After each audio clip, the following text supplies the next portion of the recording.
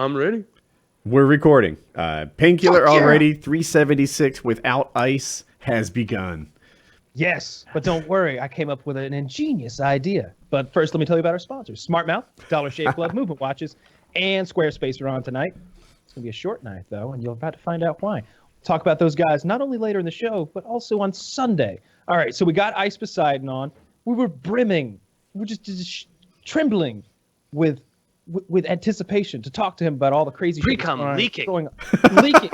I'm wearing a diaper to talk to him about all the crazy shit going on in his life, and not to like spoil what's coming, but like he's been evicted, he's been fined tens of thousands of dollars, he may have lost an $8,000 deposit. There's been terrorist activities going on. He got in a six-figure car. Christ. He got in a six-figure car last night and was pulling like a what's that Netflix that Nightcrawler? He was doing like a Nightcrawler move where they're listening to the police radio and looking for crime. They're going 140 down the LA highway and like a $150,000 car, like looking for crime. So, but the twist is the whole time he was committing a crime. Absolutely, that's what the chat was saying. This is illegal as fuck. So we were brimming to talk to him about all this stuff, but couldn't get the tech issue worked out on his end. He had some Skype incompatibility issues or something like his that. Webcam wouldn't show, and his mic. Yeah, it was impossible. It wasn't going to work. Discord, we spent 90 minutes now. We've spent really trying to figure it out. It's 8:30. We kicked this shit off at 7 p.m. So we worked on it an hour and a half. Couldn't get it to work. So I came up with this idea. We're going to do kind of tonight, consider this a bit of a bonus show. I'm not sure when we'll upload it. It might just go live. We'll talk about that after the show. But whenever you're seeing this, just know that Sunday, this coming Sunday, we're going to do a live show. We're going to do a live show starting at 2 p.m. Eastern time, I believe, is what we settled on. Mm-hmm. For you West Coast guys, that's obviously 11 a.m. if you can't do basic math. March no 4th. Shame there. March 4th. So we'll get Ice on. I suppose we'll be streaming on YouTube because Ice, the bad boy that he is fucking banned from Twitch till the year 3000. So yeah, I guess we'll talk about other things other than Ice for this show because save all that shit for Ice Baby Day, which is Sunday, and I think it's going to be really good. It'll be fun to do a live show. I know people enjoy those. So it was just a replacement idea at first, but then the more we were all thinking about it, we're like, oh, this is better. Ice is a live streamer. Like, this is clearly the right move to do with him more than any other guest, is do the live stream. Yeah. So Sunday, 2 p.m. Eastern, it's going to be great. Sunday. Pay for the whole seat, but you'll only need the edge. You're going to be sitting there loving the whole thing. It's going to be great. Hearing about Ice, he gets molested by prostitutes 3 times a week because I don't watch live streams really. I get all my catch up from Chiz and Kyle, and every time you guys post a screen grab of him, he seems to be like making a silly face, being like I'm doing something crazy, but he's got like a sexy woman on top of him. Yeah. And so it's like it looks pretty fun. Yeah, he's got a very interesting life. Made the wrong career choice. He's living it one day at a time, though. You can clearly tell. There's no. It's like that scene from Gattaca where they're just swimming out to the ocean, and the guy's like, "I don't understand. How can you keep going?" He's like, "Because I'm not saving anything for the journey back." Which doesn't make any sense whatsoever. Because he made it back. Yeah. I didn't like that scene either. Oh, come on. That's the best scene. Fuck off. Gattaca's a wonderful movie. If you like sci-fi, Gattaca was a bad movie. I'm with Taylor on this completely. Every aspect of what he's saying is on target. I loved it. Well, it's a metaphor for what he's doing with the whole space thing, right? He's not saving anything. He doesn't expect to live a life beyond his forgery at the Gattaca place because he's going to space. He was more referring to that, I suppose, than the actual swim. You know what I didn't like about that movie is that they never addressed the fact that this guy is potentially sabotaging like a multi-billion-dollar mission that hundreds of people have poured their life and everything they've studied. Like, think of the engineering department, ballistics or whoever makes the rockets. Like, they've been working their ass off their entire life. And this dude's like, nah. It's like if I won a lottery where it's like, hey, the Blues are in the Stanley Cup, but you can decide to be in the lineup tonight. I'll be like, yeah, woohoo! Like, let me play center on the first. Like, no, you're sabotaging. Just do your best Sweet Tea impression and hit the ice. Well, Sweet Tea's coming out. Looks a little funny in his uniform tonight. Yeah. Looks a little loose, doesn't it, Tom? Yeah. Well, he has been slimming down. Oh, he tripped a little there. Whoops. Whoopsie daisy, Sweet Tea. Oh, God, a terrible hit on Sweet Tea. He's down. He is down. Looks like he's never taken an NHL level hit before. Like, yeah, that would be. What's that he's doing? I believe he's begging for mercy. I'd still give my post-game interview in a Russian accent, though. Like, frankly, it didn't go well. Keep having to pop my eye back in with my knuckle since I hit the boards first period. I'm actually not using accent anymore. Something got knocked loose. Oh man, that would be a dream come true for you, right? Like I know we've talked about this before, but see, if you were an IcePoseidon type streamer, I feel like that would be one of the things you tried to do was sneak onto the ice at an NHL game, and I don't think it'd be that fucking hard, right? All right, maybe getting on the ice would be incredibly difficult, but just like sliding into the lineup somehow and getting on the bench, I feel like that's feasible. It would be hard because I feel like everyone on the team would be like, hey, I'm not meaning to point fingers, but I don't recognize you. They called me up. You can only get in from the ice. He's like, I just got called up. Yeah, you'd need fake badges. You'd need fake entry stuff. Just like those guys who sneak into the Academy Awards and stuff like that, or that guy who snuck in and got next to Donald Trump. I've seen those streams where people sneak into things by pretending like there's someone, a photographer or this or that. You have to pretend to be an equipment manager or something, and an find ice a way girl. There, and an ice girl. Yes. Again, they might see something's up. And our first you're transgender ice girl is out there. Yeah. Look at the calves on her. Good Lord, Mike. I identify as a bearded lady. The hairiest ice girl I've ever seen, Tom. That's a large helmet. No, that's just his head. Can we? I don't think I'm caught up with whatever's new in Wings World, and I'm. Oh man. Oh, real quick, to tag on to the end of that, faking on a professional sports team. So, clearly the easiest sport to do that would be basketball because there's no perimeter. There is a clip from a few weeks ago of when the New Orleans Pelicans or some fucking team was warming up. Some dude who's clearly not an NBA player just goes out there with the ball and just is holding his hands out, taking a couple shots. Nobody's saying anything for 3 shots worth, and then a surly old security guard comes over and grabs him and is like, you don't play for the Mavericks. Sit down and is yelling at him. Anyway, that gave me a kick. So Wings news. Yeah, he had a pretty good stream the other day. He had 400 or 500 people in there, and he was just talking. He was just talking about the potential fight with Keemstar. He wasn't playing a game. No games that I saw. Before I went off and played some games after a couple hours of it, but maybe he switched eventually. But in any case, he was just talking about the Keem thing. He tweeted, "I don't want to fight anybody," et cetera, et cetera. But then on his stream, he sort of alluded that he hasn't completely closed the door to the fight. But at one point, I think somebody in the chat was trying to hook me up with that cute Persian girl who attacks Wings in videos and stuff. I don't know if you've seen her, Woody. I saw that. Yeah, they were like, "Hey, you should date this girl," and I was like, "What are you, her pimp? What are you doing here?" He's like, "No, I just know her in real life." So, again, are you her pimp? What are you doing here, trying to push this girl who lives across the country onto me here? And Wings was like, "Kyle don't need that. I've seen Kyle with women," and he starts he got his wallet out and started flicking money out, and I don't know what he's referring to. First of all, he's seen me with one girlfriend. And for one day, and I can't imagine what he's referring to. And then my brain clicked, and I was like, "Motherfucker, you bought a girl a car. You put a girl on your phone plan. You bought her $1,000 phone. I buy girls dinner, maybe some clothes or some shoes occasionally. And this is a girl that I'm dating for 3 years. And only on birthdays and Christmas. Well, I don't believe in those holidays. Just mix it up. You don't need a day to tell you when to buy your loved ones gifts. Wings was full invested with one of those girls. So I'm pot calling the kettle black over there, and I have no idea what he's referring to with that. But yeah, he bought that girl a Tahoe. He had her on his phone plan.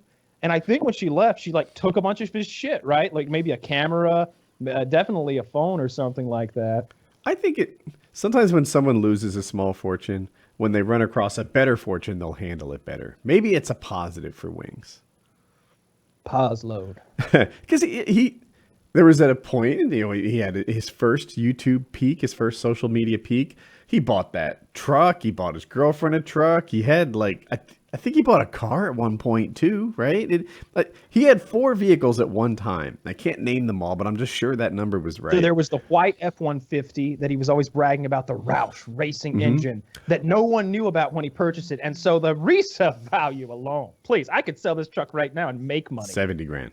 I know what it is. This is coming from someone who knows nothing about trucks. Why would you put a racing engine in a truck? So that it goes fast. I don't know. I don't even know if it had one. And when he went to trade it in, or sell it, he didn't get the kind of value he expected. I'm not sure, but I can name them now. Okay. There was the white truck. There was a black truck just before it that he only owned for a short while because it wasn't comfortable enough. There was the Silverado that he still has now, and there was the Tahoe. Those were the 4 cars he owned within a year. And he bought a fixer-upper. He bought the girl a Tahoe. That's a nice fucking car. Well, I don't think he bought her a brand new Tahoe that was like 40 grand. I think he bought her like a used Tahoe that was, I'm going to guess, $7,500. Still, that's right. I've never bought something worth $7,500 for someone. There are no cars in this family that are worth $7,500. Yeah. What's the most expensive gift you've ever bought someone? Anyone. The most exclusive, you said? Or expensive. Oh. If you have one in your head, go ahead, Kyle, because I'm gonna have to sift through some things. I gave my dad a substantial amount of money for a pool once, so you can't say, hey, what's the most expensive, and then say substantial amount. Like $15,000. Like, but that was, it's in the family. Like I will inherit that pool someday. You know what I mean? So I really feel like that's almost cheating.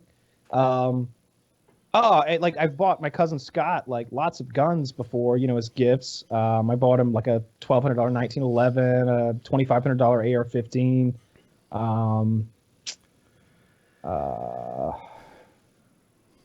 As far as girls, you're blowing me out of the water here. I'm gonna seem like a cheap fuck. Girls, nothing crazy. Like pairs of shoes, like expensive shoes, I guess, like $120 pair of shoes. Like when we first got married, I didn't have much money. I wasn't a wealthy person in the slightest. And my wife's wedding ring and engagement ring reflected that. And she kept that for, I don't know, about 20 years or something. But it got dented up and there were like stones missing from it. It wasn't round and it was really kind of turned into a bit of trash. And amongst like her little circles, women sometimes care about this. I guess she just felt like the lowest ranking member and she wanted a better ring. So they always care about that. Right? So I don't know when it was. I'll call it like 4 years ago. I got her a ring. I don't want to say how much it was and get her mugged or anything, but it was, into the fight. It was worth mugging. It's worth a mugging. It's like 2 Kyle pools. Yeah. So now she has a ring, and for what I guess that helps her stand tall amongst the other girls. Yeah, it helps her have the biggest swinging dick among her lady friends, where she's like, "Oh, did you notice this?" And it's like really impressive. There was How can I miss it? There was a teacher. He was maybe he was just a substitute teacher. I don't remember, but I remember even as like a 16-year-old in high school looking at him like, God, I'm 16. I have no perspective, but you make me a sad person. Like imagining my life turning out like yours. This substitute teacher was like, he was talking about his wife having lost her engagement ring, and he lost or didn't lose his. He like took his off and like threw it away, and he was like, but what we realized together is that it didn't matter having a ring. It didn't matter at all, And so what we did is now, those cloth rings you get if you get 3 tickets at Chuck E. Cheese, they're the only thing cheaper than the rubber poppers. That's the only thing. And so he was saying in a totally not jokey way, like, and so now we both just wear some of these, and it still symbolizes our love. Because material things, they don't matter. And even at the time, at 16, I'm like, your wife goes to bed every night resenting you. You'd never get blown. Never. There's no way she's sucking your dick looking up at that green and blue felt ring thinking that you're hot shit. And I was like, God, like what an insane rationalization for being a cheap piece of shit.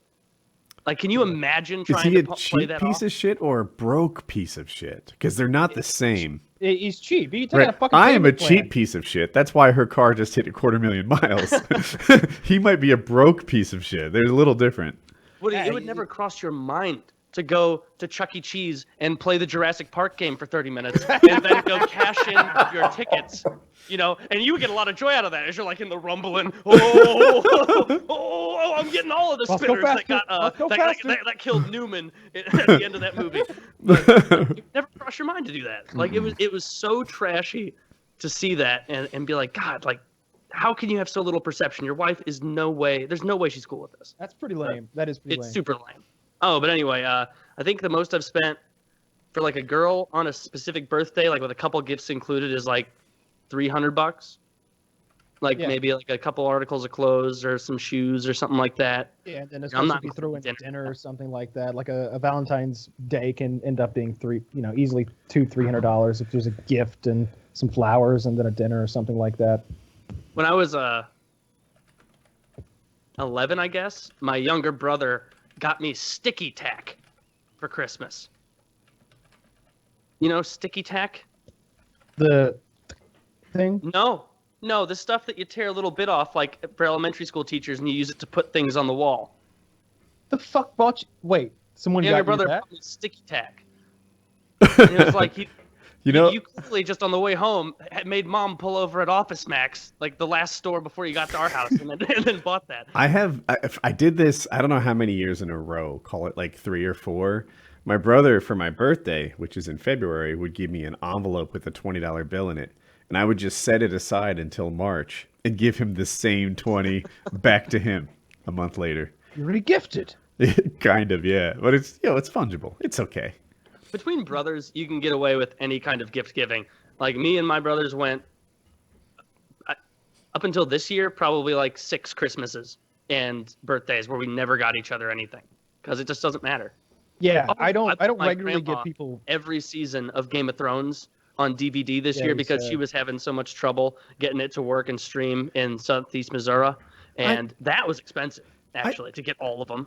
I just realized we digressed off of Wings talk into gift giving talk for quite some time. I think we had covered it, honestly. Did we? Okay. There wasn't a lot going on. You know, he's getting his tests done. Oh, there was one little thing that, God, I don't want to be insulting here, but God, he's as thick as mud. He's just like 4.5 feet.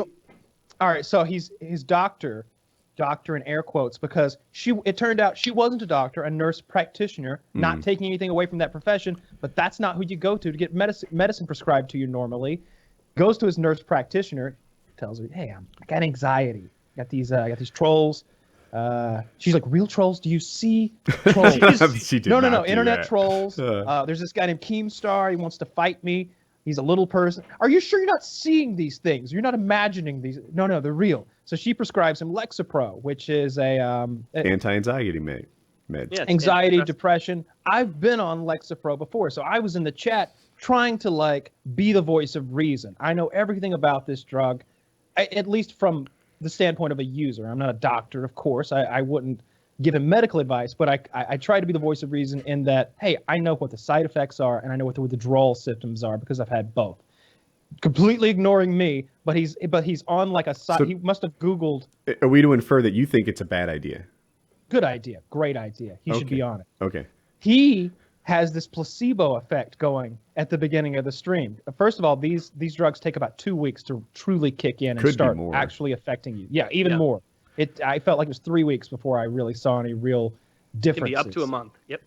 Yeah. So he comes on and he's just like, yeah, I'm on these new drugs. I'm just feeling great. Yeah. Normally right now, I'd be concerned because there aren't that many viewers in here and I haven't made my daily donation goal. I'd be stressed the fuck out. But now that I'm on these antidepressants, man, I'm feeling great. And we're all just kind of like giggling like, dude, this is a placebo effect. They take weeks to kick in. And like at the very least, you're getting, this is a placebo effect. And then someone in the chat, of course, you know how the internet is. They're like, whoa, bro, you're drinking non-filtered water? You know that causes cancer, right? Everybody's in the chat is like giving him the side effects of Lexapro, the nightmare scenario side effects. And so he starts Googling and he starts reading. He's like, I don't I don't want to risk baldness and my dick not working. And I was thinking, like, first of all, you're already bald and you've already said your dick doesn't work. Don't have like, hair, can't see it anyway. Yeah, right. Like these don't seem like terrible side effects, but he just keeps going and going, and then he sees withdrawal symptoms. And he's like, brain jolts, electrical pulses in my brain. I've heard I about can't that. be having that. By the way, that's when you go cold turkey off the stuff. When you're not weaned off of it under doctor supervision, that's what happens.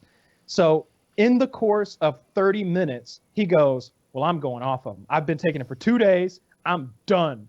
None of this for me. I don't want any side effect. And I keep typing this paragraph. No, you're wrong. Listen to me. You're not. Turn back. And he doesn't see it. So he's coming off. But Wings, if you see this, first of all, works great. It's not one of those drugs that like makes everything numb. It's not one of those drugs that makes the lows not as low, but also the highs not as high. And you live in this sort of median ground of mediocrity throughout your day. It's not that. To me, it just takes the edge off. It made everything a lot better, and it helps with anxiety more than anything. It was like, you didn't get those pulses of like, oh shit, that anxious feeling you get when you realize you forgot your homework. That sharp like, those go away. You don't get those anymore. Those things that can drive someone like you, I'm sure, into almost a panic attack. And I get panic attacks, so it helped with that too. I went cold turkey off of it, which is not what you're supposed to do. And I did have withdrawal symptoms. I had those brain jolts. It was a little... Can you describe what it was like? Like every 5 minutes, it felt like an electrical signal going through my brain and like down my limbs. It was like... Did you physically move? No. It wasn't a literal electrical signal. It just had that... That's the best way you can describe this sensation. It's very uncomfortable. And also I was dizzy. And this is like recent. This is like, I quit like a month ago. Would you feel like you couldn't drive because of it? No, I maybe shouldn't have been driving. Like if a doctor was there monitoring me, but if I it's wasn't so quick, it's not like I wouldn't drive because I sneeze. Oh yeah. It caused a little bit of dizziness too, which was discomforting. But again, I shouldn't have gone cold turkey off the medicine. But I just did. I did. I'm not advising anyone do it. Certainly, I should have been weaned off of it. Went from 20 milligrams to 15 to 10 to 5 over the course of maybe 8 or 10 weeks. How long did it happen? The side effects went away after about 2 weeks. There was 2 weeks of that jolting, but it wasn't a nightmare scenario. And also, I had some mood swings that came from it. I would get very angry very easily, and just rage-inducing. Like I could feel just... Could it be that Wings has been coming off of Lexapro for the last couple of years? For the last 8 years? No. I'm no doctor. And as far as side effects, which there's really no way to avoid, and it's, look, some people get them, some people don't. The only side effects I had for the first 2 weeks, my gums were itchy. All right, as silly as that sounds, my gums, right where your teeth meet your gums, very itchy, so itchy that I would take that numbing Orajel and rub it on my gums to get the sensation to go away. And I was sleepy by 3 p.m., had to take a nap. And I gained maybe 10 pounds. All right? So, like, that's not... I felt like that stuff far outweighed the benefits of the drug. I know you're still going to go off it because, that's your way. You're like a 70-year-old, like, Southern man, like just stubborn and stuck in your ways. But yeah, you should absolutely be on Lexapro. You should not stop. And like he was like, I don't want anything that messes with my brain chemistry. It's like, you're taking antidepressants. What do you think they do? These are just happy pills that just, this isn't pudding. It doesn't make you happy for no reason. Like it's messing with your brain chemistry, and that's a good thing because your brain chemistry is fucked. It is. Yeah. I was thinking about Wings a week ago, and I thought I had this unique thought, like, don't you see you're having a resurgence centered around your rage? You're the guy. And there are, like, I'm going to mess his name up. There's, like, Joe the Angry Gamer. Do you guys know him? No. Oh. But I know what he does already, though. Yeah, right? He's an angry gamer. And he's really entertaining to watch. And it's like, Wings, you could be that guy. And I get that people are fussing at you, but if you could reorganize your head to be like, oh, they just hate the streaming version of me, or they're just fussing or memeing about the stream version of me. People have been memeing about us, and especially me, constantly. But it's for the memes. Like, no one hates me. There was a post on our Reddit that was like 600 points, and it was me photoshopped onto that guy, Steven Kraut. Yeah, the highest of those was me, and it was my head photoshopped on there. You know that meme that's going around where it's like, convince me of something, change my mind. It was like, I don't look like an owl, change my mind. And it's like, of course, it's just for the memes. I would never set up a booth like that because I do look like an owl. Frankly, like I don't agree with this advice because the truth is there are people who despise Wings. There are people who absolutely want him to die a slow, painful death. That's true of me too. Sure. I mean, I wasn't going to say that, but yeah, there's people that hate you. Yeah. People that hate all of us. Yeah, we're, for one reason or another, we're all despised by a small or medium group of people. I think it goes by the pound, and that's just why Wings has so many haters. That's just how it works. By the pound. By the pound. But in all seriousness, there are also people who are just there for the show. If he became a rage monster, like there's a reason that we like those montages of him going into a rage. Those are the entertaining bits. Those are the real bits.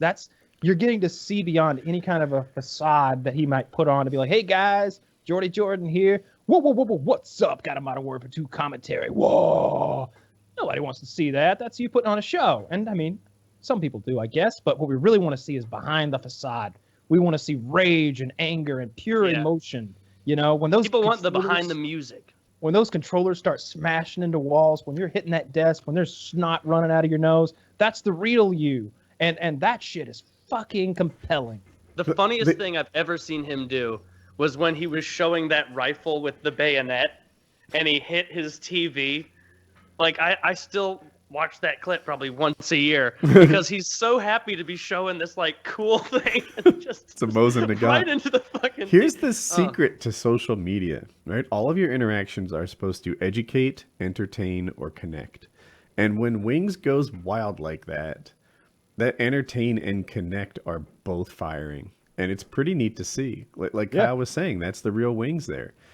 So, yeah, if he could just separate himself from understand that the bulk of it is not people who hate him. They're just people who enjoy the show. Enjoy the show, yeah. And they're connecting with him and they're getting it and it's good. And I also, when you put yourself on social media, you put yourself in a position where people have an opinion about you and just like accept that. Be like, all right, I did this. That's just where we are. But move on and compartmentalize that and have a life outside it, then he would have a good business. But he doesn't do that. Instead, someone who tells him they don't like the way his shirt fits, that's going to actually hurt his feelings. Yeah. Mm-hmm. And yeah, so go ahead, Kyle. Quick word from SmartMouth. Bad breath is nasty, embarrassing, and a major problem in both the boardroom and the bedroom. Most people still don't know the true cause of bad breath, instead relying on ineffective, low-tech methods like gum or mints to simply mask that odor. When you smell bad breath, you're actually smelling volatile sulfur compounds, also called sulfur gas. Germs in your mouth consume protein and produce those foul-smelling gases as a form of waste. SmartMouth is the only activated oral rinse clinically proven to eliminate existing bad breath and prevent the return of sulfur gas for a full 12 hours per rinse. SmartMouth comes in a 2-chamber bottle. One side contains a clear sulfur eliminator, and the other contains a green zinc ion activator. The eliminator and activator are kept separate until you pour, at which time the two liquids combine and activate. The sulfur eliminator gets rid of existing bad breath, and the activator releases billions of zinc ions, which bind to germs and block the germ's ability to consume protein or produce that smelly sulfur gas for a full 12 hours per rinse. No sulfur gas, no bad breath. If you want to solve a real problem, you need real science, not a minty cover-up. Nobody wants to be the guy with bad breath, and now you never will be. Find SmartMouth at Walmart, Walgreens, CVS, Target, Amazon, or wherever you shop, or visit them online at smartmouth.com to get an in-depth analysis of how SmartMouth is able to deliver such an incredible result. Remember to use our code here, Painkiller, when you visit smartmouth.com for free shipping today. Check them out, definitely. Do you do a walking double? around with bad breath. I am. Yeah, I use SmartMouth every single day. I'm a big fan. Twice a day. Never have bad breath. Oh, I wake up sometimes like after eating shitty, like late at night, like maybe I eat some pizza or something, and there's like, you go to sleep with garlic in your mouth if you don't brush your teeth before you go to bed. When you wake up, your mouth is just a dumpster fire. So like, SmartMouth, it's kind of fun. It's like, you're going down. You're going down. In our family, we've grown to like the SmartMouth mints too. Like I actually keep them in my nightstand as a pre-sex thing. Just so you know. Smart. I should be doing that. And now a word from Dollar Shave Club. With thousands of athletes going for gold right now, it's got us thinking. With all that Dollar Shave Club has been doing lately, as the clear champions of the bathroom, they deserve a gold medal. Dollar Shave Club has everything, and I mean everything you need to look, smell, and feel your best. Shampoo, body wash, toothpaste, and of course, the best razors we've ever used.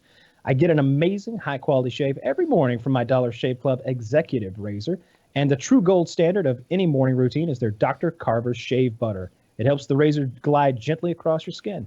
Dollar Shave Club delivers everything to you. That means no more trips to the store, wandering the aisles, hunting for razors, shampoo, or toothpaste, or taking time out of your day to go shopping so you can play at being a cashier, scanning and bagging your own stuff. Go for the gold. Join Dollar Shave Club today for just $5 with free shipping. You'll get their shit, shower, and shave starter set. It has the 6-blade executive razor plus trial sizes of shave butter, body cleanser, and the one wipe Charlie's. Then keep the blades coming for a few months, for just a few bucks more every month. Get yours at dollarshaveclub.com/PKA. That's dollarshaveclub.com/PKA. Yeah. Check them out. It's there's a reason that everyone is moving to this razor delivery system because it's better. It's objectively better. If you shit, shower, and or shave, you should be doing this. I do all of those things most days. What's the longest you guys have ever gone without taking a shit? The survival trip. As a teenager, that was like my superpower. I used to poop like every 5 days. Get out of here. What's wrong with you? I don't know what was wrong with me. I know it seems... That sounds not good. Right? But at the time... Like you were beaten. Like, that's the filth coming out of you. That's your sin. Show me your sin. Bring it to me. I remember we went on a week-long trip, whitewater rafting down the Grand Canyon. And the guy's like, this is how you handle pooping on this trip, etc. And I thought, I don't like that, so I just won't. And didn't for a week. And it was just a little bit longer than typical for me. Yeah, I don't know. Now I poop every day. But, so there you have it. Okay, I thought, like, the longest I think I've ever gone is like 3 days. And by, the middle of that third day, I was like, oh no. When was the last time I pooped? And it was like, because you start to feel that like hardness in your lower stomach, of like food accumulating. Because I didn't stop eating, like I was just still eating. I don't know what it was, but that's not pleasant. Okay. Have you ever? So this was a Jim. You were talking about being able to hold your shit for so long. Jim Norton in like the early O&A days. Kyle, you may have heard this because you've listened to a lot of that. He talked about a story where like what he used to do when he got home from school was just like he would hold his shit in to the point that he would like it would hurt, he said, but he would still hold it in. And he said he would get like on his bed, like in a prayer position, and just like suck, like let it start to come out and then like suck the shit back into his asshole and then let it go out and suck it back in. And he called himself the shit-holding kid. And it was like, I don't know, that popped in my head as like the most macabre, sad, pervy thing in the world. Because like one of his main comedy bits is that he was basically, he doesn't say forced, but his like Monster Rain game where he would go under a porch with his slightly older friend and blow him. Yeah. Yeah. I didn't hear the beginning of this, but you're talking about Jimmy, right? Yeah, Jim Norton. Yeah. He would have to blow his slightly older friend, like against his will. He said he was a young. No, like he says it was, I guess consensual. He was but gay if then. It's like one 5-year-old and one 7-year-old or something. Oh. Like that's a little fucked, right? Like how does it even cross your mind? That other kid. I know what he's thinking, and yes, what 7-year-olds get erections. I knew they got erections. I had no idea they got orgasms. Absolutely. I don't think they do. I would imagine. No, you don't get an orgasm at 7. You absolutely. You can convince me. This isn't a hard and fast belief of mine. Like, I don't know. One of the things Taylor told me when we did that first dual com was that this is a core part of his philosophy and sense of self-worth. The first time I came, I was 7. Don't even fucking screw me. No. I think the first time I orgasmed, I was 10, maybe. Blasted all over her face. Yeah, she was older. She was 61. And asleep. And asleep. Yeah. She was not a very attentive librarian. But a 5-year-old was blowing a 7-year-old to an orgasm, I guess, with no cum? Correct. Yeah, I didn't do that. I don't know. Of course you didn't do that. Most people didn't. None of us did that. Only Jim Norton did that. That's why he's a degenerate. And most Catholic boys. I don't think the Catholic priest thing, being a pedophile, is as common as we all make fun of. But I do have a friend. Well, there's St. Louis is nothing but Catholics. There's a fuck ton of them. And I literally have a friend who is like, oh, yeah, I remember. One of our priests was a ton of fun. He'd get really drunk on wine at every family party and stuff. Turns out he was molesting kids, though. Had to go. I was like, and you were an altar boy for this? He's like, oh, yeah. Yeah. I'm like, and nothing happened. He's like, oh, no, not with me. I wasn't a hot enough kid. And so, he was an overweight child, which apparently saves you from a bit of a rape, if you're a young Catholic. So. Have you guys watched the Whitest Kids You Know? Oh, yeah. I've seen it. Let's watch 30 seconds of this clip, because I feel like maybe this is one of your repressed memories, Woody. And why you would not shit for up to 5 days at a time. So you've timestamped this. I have. I'm good to go anytime. I'm just sort of centering it. Okay. Just such an underrated show. Oh, gold. Ready, set, play. Tell me, Timmy, have you gone today? Yes, sir, once this morning. And did you save it as I request? Yes, sir. It's in a plastic bag in my dresser. Bring me your sin, Timothy. Bring me your sin.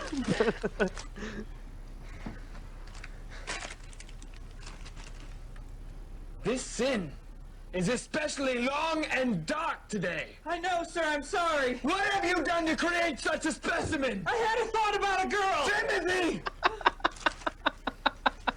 Because you are 13 years old, you will now be punished as an adult. Extend your left arm, Timothy. George! Gloria! Bring me the device. Excuse me. Who are you? Child Services. Don't tear my family apart! Please tear my family apart. I don't know what day my birthday. You've no right to tell me how to raise my family. Actually, I do. I see that you've completely cut your child off from the outside world. You've taught him that his poop is sin, and I'm seeing some bruises on your wife. She fell down the stairs. Seeing these things, they're pretty bad, but that's what I see. Doesn't have to be what I say. Someone's got to stop me from seeing this stuff. I need some blinders. Are blinders expensive? About $100 each.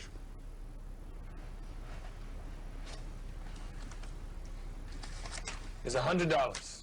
All right, now I don't see the wife, but I still see the kid with the poop.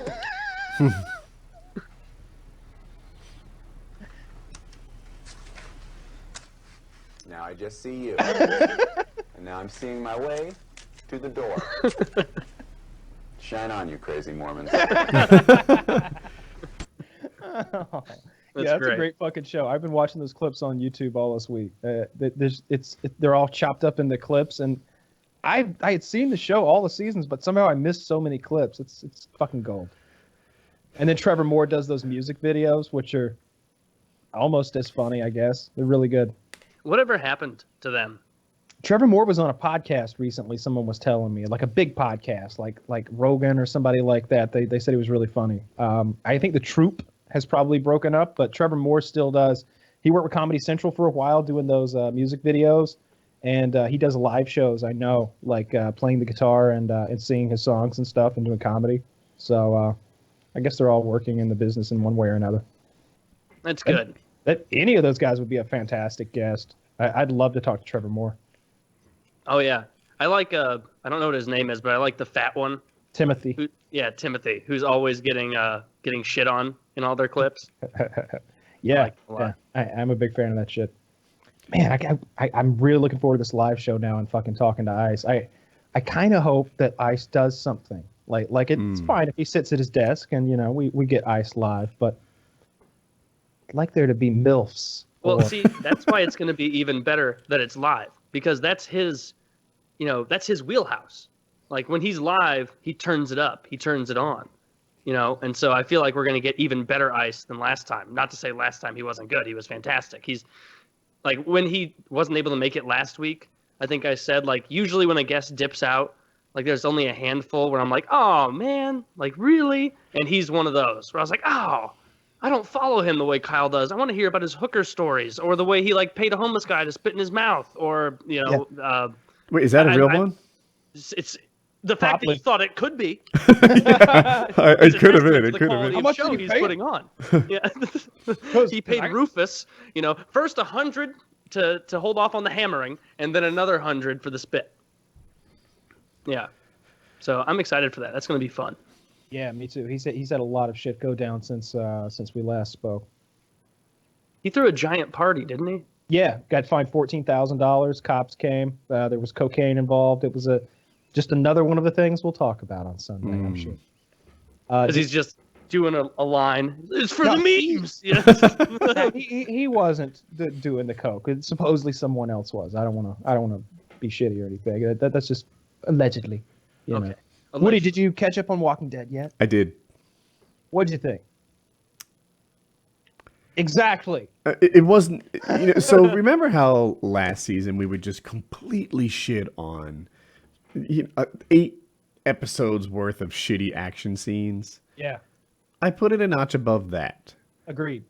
But for like the premiere that you're hoping for and all that stuff, it was just like, yeah, this is a declining show when your premiere is what should be one of those throwaway mid-season episodes. Absolutely, that's exactly what I wrote. Like this is definitely better than that run and gun horse shit that was terrible last half season, but it falls far short of what I expect from a mid-season premiere. It was bad.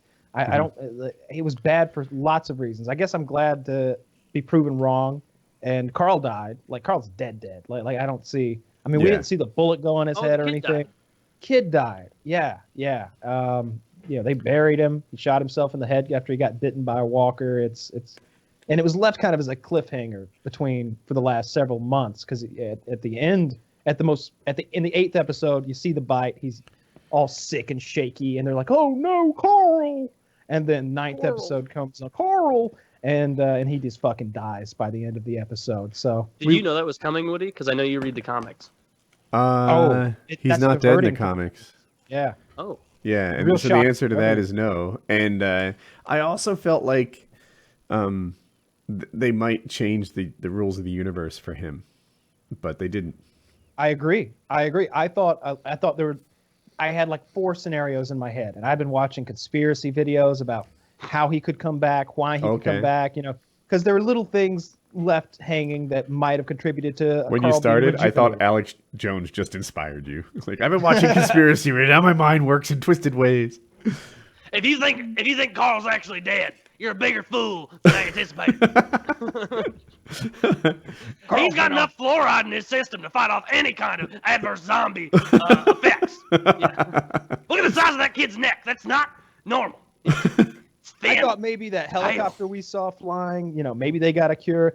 I thought maybe, he's been a kid this whole time, right? Maybe he's built up an immunity of some kind, maybe, or maybe that, I don't know what. I thought there was some way somehow that perhaps they let Carl live, because they've done it before, right? They had Glenn fake die several seasons ago by that dumpster. He didn't die. He was just in a really bad spot. Well, but they had you're right. The bodies on him getting ripped apart, and then his head back screaming in agony, which they were like, yeah, Glenn's dead, and then they cut away, and everybody thought Glenn was dead, and the fans hated that shit. There was a huge debacle over that. Everyone hated that fake out of Glenn dying almost as much as they hated when he actually died.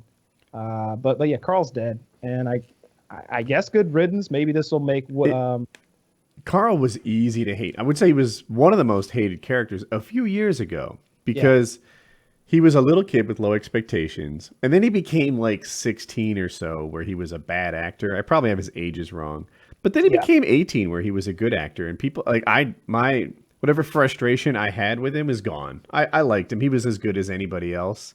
Yep.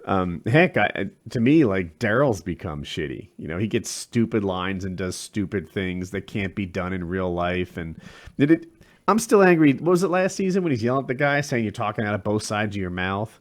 And no, the guy was being very clear and concise and consistent. Yeah, and poorly written show, poorly ran show.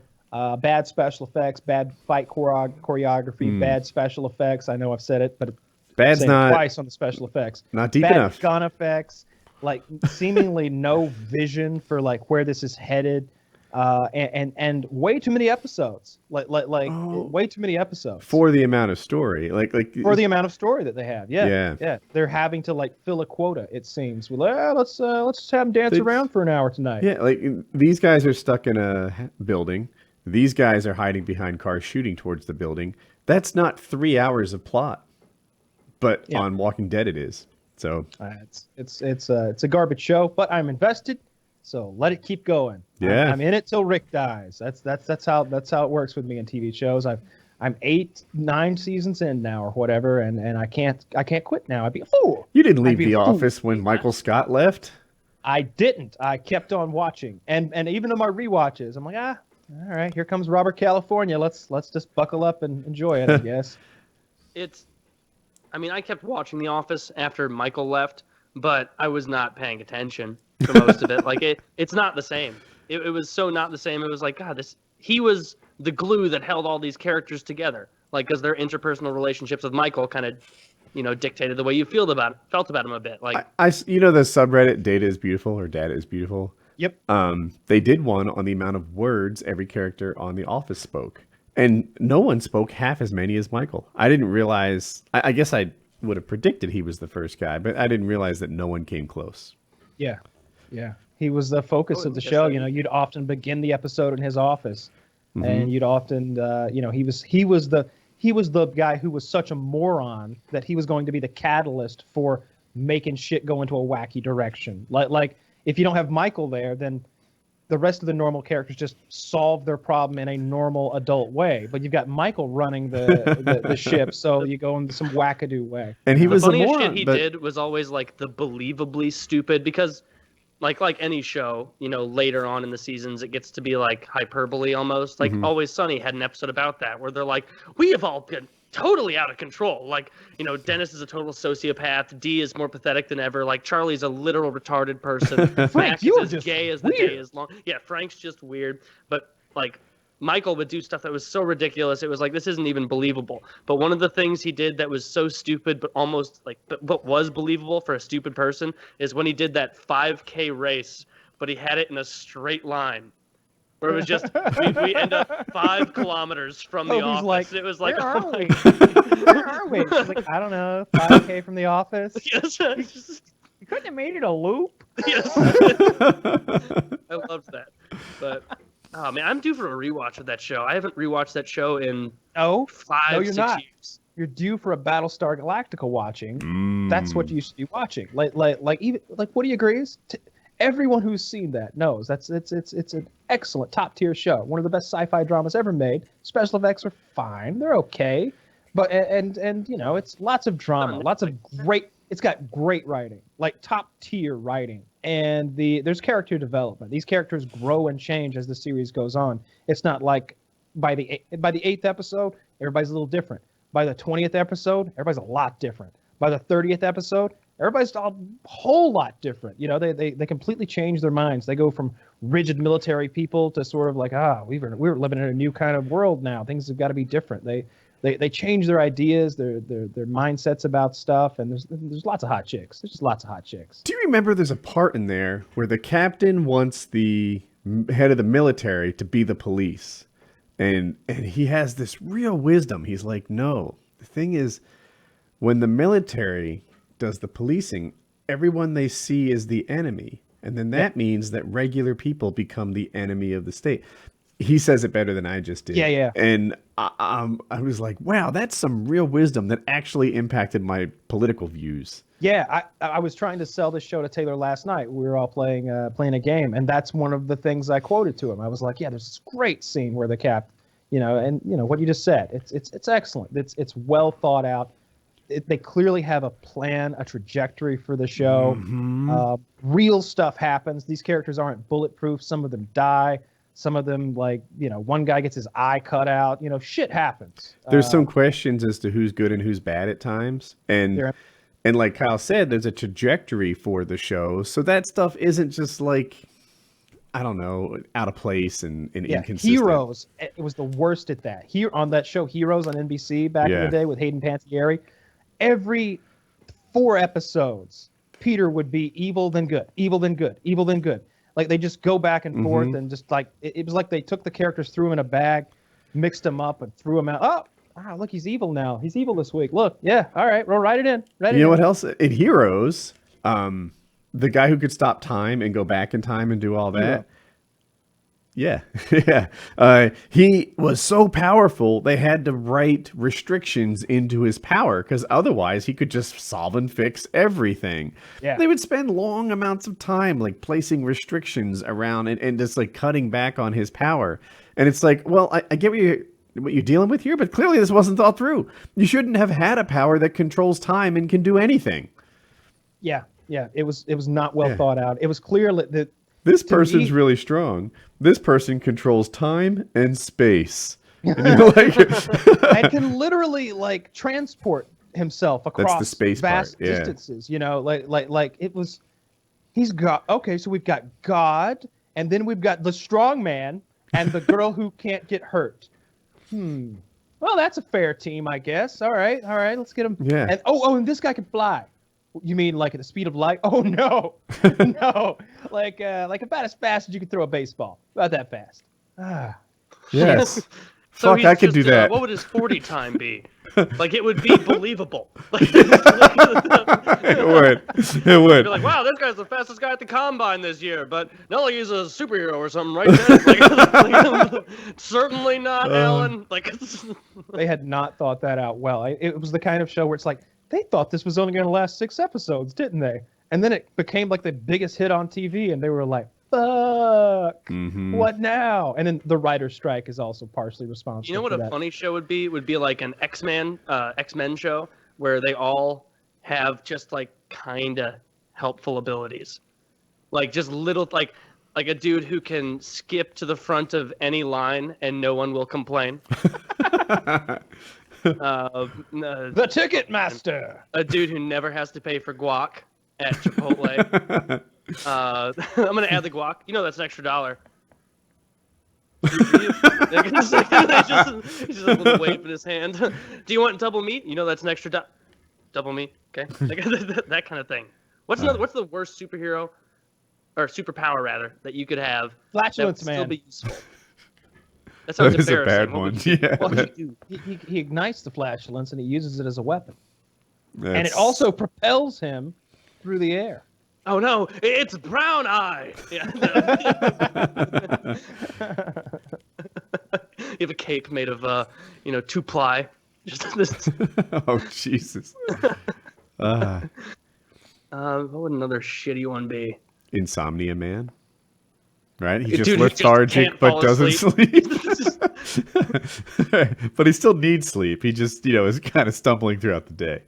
Yeah, always he's got a genuine medical problem, but he fell with the wrong crowd. And now he's like, this is all I have. What's your superpower? I didn't sleep at all last night. Have you ever seen Mystery Men? No. It's what you're describing. So Mystery Men is a comedy. It's got Ben Stiller in it, and they're a bunch of wannabe superheroes. One of the guys, I believe, uses forks as a weapon. He's I don't remember his name, but he throws forks. That's his superpower. Ben Stiller, I don't remember their names. He dig? But he's like the shoveler. He's got a shovel, and he uses that as a weapon. Yeah, it's anger. Yeah, Ben Stiller is Mr. Furious. He gets super angry, and his anger makes him strong. And they're like, "What's the?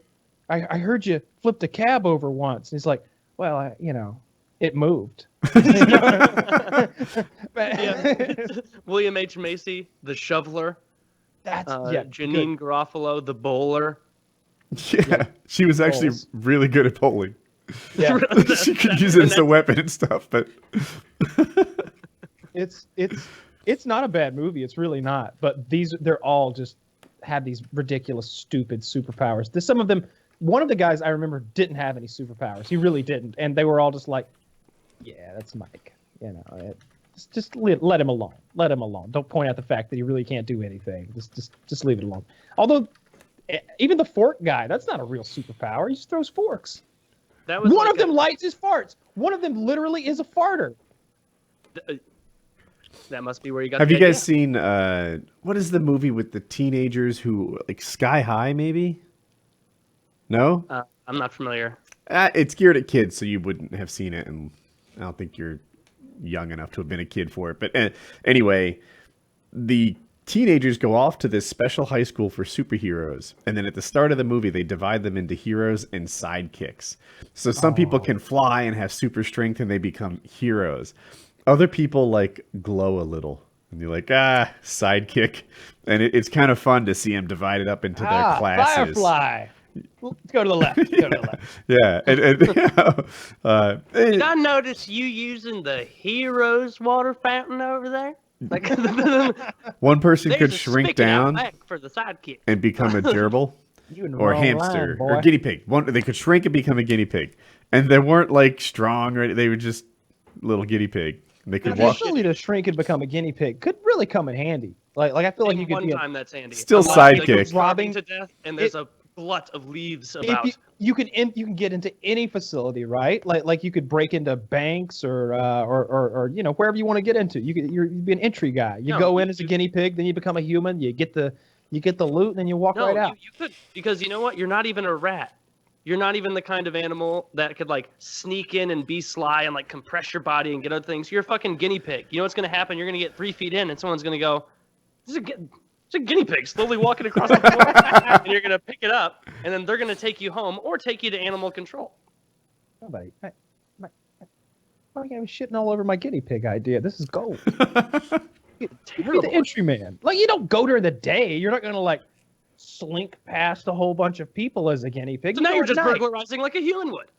Like, you're not even but a human would have to open doors and know secret codes, and humans are really big. There are holes into regular places like kitchens. Ventilation. Yeah, I don't know where a guinea pig would go exactly. Like mice. But the catch is your intelligence also reverts to that of a guinea pig. As it's sort of like, all right, guinea, you're going in. You know, he's Italian too, so it's a little offensive. All right, guinea. Hey, it's Scaramucci, yeah? Like, no, you're guinea. Dude. You know, get in there. I love Scaramucci. And then as soon as you change, you fucking done. Sorry, that was the first Italian name that popped into my head. Yeah, no, he's still awesome, though. I wish he was back on the Trump administration. It was funny how he's the one person who's, like, been in and out of everything where everyone, left and right, was like, oh... Don't kick that guy out. He's fun. I know. No matter what side of it you're on, like he was the best on TV. He's still on TV a lot. I don't know what his master plan is. I don't know. He talks to them. He's sort of in the know. He's well spoken, but I don't know why he's on TV. But he's great. I like him on my TV. He's I don't even know what he does. A financier, an entrepreneur. Something like that. There's a little bit of people have accused him of being a little sketchy. So when he had a position at the White House, China wanted to buy his company for, I think, either $80 or $120 million. And then after he left the White House, it's gotten held up and the sale hasn't gone through. And if viewed through the right lens, that's sketchy. The way he tells it is like, you know, like these things take a while to clear. So I don't know what the truth is. I don't know anything about this. Yeah, I don't either. I would be pissy though. They're like, hey, we buy this for $100 million. He's like, yeah, Trump, I quit. And then they're like, oh, now we're not so sure. Like, maybe. I don't know. Yeah. There's another side of the story, which is like these things just take a while to get cleared. I don't know. I imagine any kind of deal worth like what, 9 figures? Yeah. Has got to take a long time to clear. That's so much money. Yeah, it's just not a thing I know about. But I can imagine having so much money. Tell everyone here about another one of our sponsors tonight. Yes. And if the sponsor guys are listening, we are, of course, going to mention you on the live show, which is going to be very fun on Sunday. You guys have heard us talk about movement. You know that these 2 college dropouts started their own watch company. It's crazy how fast this company has grown. Now over 2 million watches sold in over 160 countries. They continue to revolutionize the fashion in the belief that style shouldn't break the bank. Movement watches are all about looking good and keeping it simple. Movement watches don't tell you how many steps you've taken or blow your wrist up with text messages. It tells time, and you look good doing it. Movement watches start at just $95. At a department store, you're looking at over $400 or $500. Movement figured out that by selling online, they were able to cut out the middleman and that retail markup, providing the best possible price. Classic design, quality construction, and styled minimalism. Get 15% off today with free shipping and free returns by going to movement.com/PKA. That's MVMT.com/PKA. Join the movement. Check them out.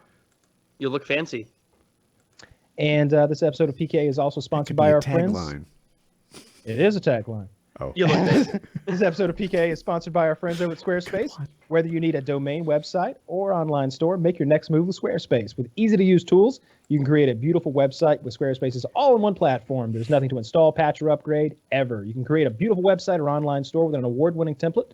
Squarespace's award-winning templates are the most beautiful way to present your ideas online. Squarespace also offers a unique domain experience. It's fully transparent and simple to set up. They're trusted by millions of people and some of the most respected brands in the world. Squarespace is used by a wide range of people, creatives, including musicians, designers, artists, restaurants, and more. Everybody needs their own corner of the internet today, so get started and start your free trial today at squarespace.com/PKA to get 10% off your first purchase. That's squarespace.com/PKA. Begin the next move in your career today with Squarespace. Very cool. Yep. Check them out. Call it a wrap? I think Sure. so. Look- Boys and girls, make sure you tune in over here on Sunday. We'll be streaming on YouTube Live. Ice will probably be streaming as well. Do the times again? 2 p.m. It'll- Eastern. 2 p.m. Eastern, 1 p.m. Central, and 11 a.m. Central. That is not correct. 11, 12, 1, 2. Yes, it is. Yeah, It is correct. 11 a.m. Pacific. Yeah. Look at us. Time zones. And yet another time in Europe. Yes. Europe, it'll be 7 Noon for all of our mountain folks. Don't think we forgot about that. It'll be 7 p.m. for most of Europe. If you're in Alaska, it'll be like early. And Yeah. if you're in Russia, earlier still. Yep. I know a Russian audience will be upset. All right. There's that many. Enjoy it, comrades. All right. PKA 376. See you again on Sunday. Yeah.